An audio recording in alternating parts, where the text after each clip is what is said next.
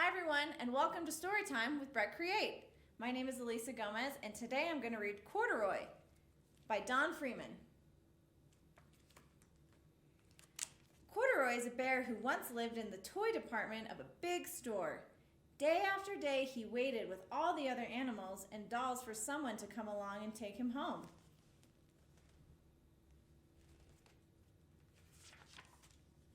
The store was always filled with shoppers buying all sorts of things, but no one ever seemed to want a big, small bear in green overalls. Then one morning, a little girl stopped and looked straight into Corduroy's bright eyes. "Oh, Mommy," she said, "look, there's the very bear I've always wanted." "Not today, dear," her mother sighed. "I've spent too much already. Besides, he doesn't look new. He's lost the button to one of his shoulder straps."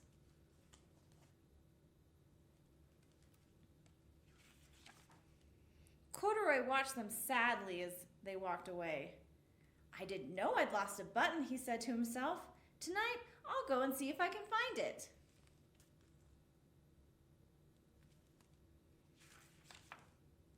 Late that evening, when all the shoppers had gone and the doors were shut and locked, Corduroy climbed carefully down from his shelf and began searching everywhere on the floor for his lost button.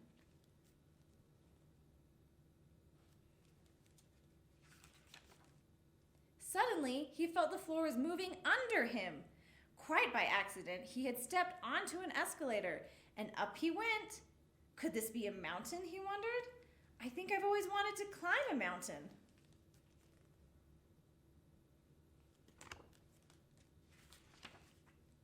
He stepped off the escalator as it reached the next floor, and there, before his eyes, was a most amazing sight. Tables and chairs and lamps and sofas, and rows of beds. "This must be a palace," Corduroy gasped. "I guess I've always wanted to live in a palace."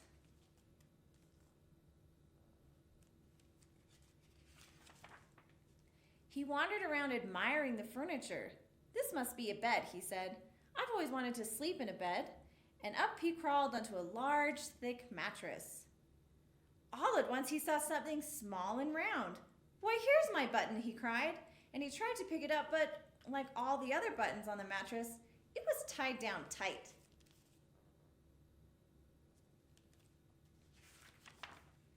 He yanked and pulled with both paws until, pop, off came the button, and off the mattress Corduroy toppled, bang, into a tall floor lamp. Over it fell with a crash.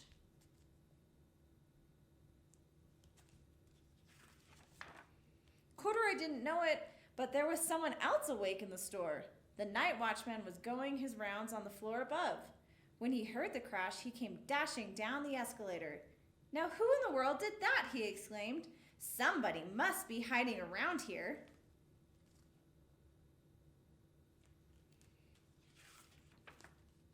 He flashed his light under and over sofas and beds until he came to the biggest bed of all. And there he saw two fuzzy brown ears sticking up from under the cover. "Hello," he said. "How did you get upstairs?"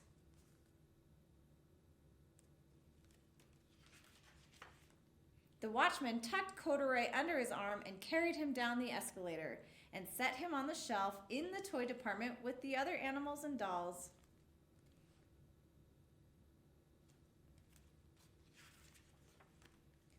Corduroy was just waking up when the first customers came into the store in the morning, and there, looking at him with a wide, warm smile, was the same little girl he'd seen only the day before. "I'm Lisa," she said, "and you're going to be my very own bear. Last night I counted what I've saved in my piggy bank, and my mother said I could bring you home."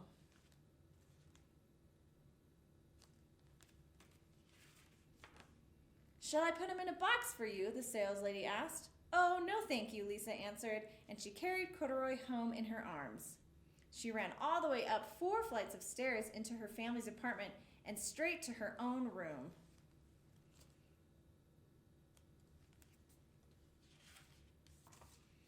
Corduroy blinked. There was a chair and a chest of drawers, and alongside a girl-sized bed stood a little bed just the right size for him. The room was small, nothing like that enormous palace in the department store. "This must be home," he said. I know, I've always wanted a home. Lisa sat down with Corduroy on her lap and began to sew a button on his overalls. I like you the way you are, she said, but you'll be more comfortable with your shoulder strap strapped up fastened.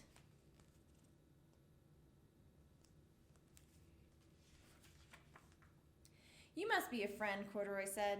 I've always wanted a friend. Me too, said Lisa, and gave him a big hug. And that's the end. Tune in next time.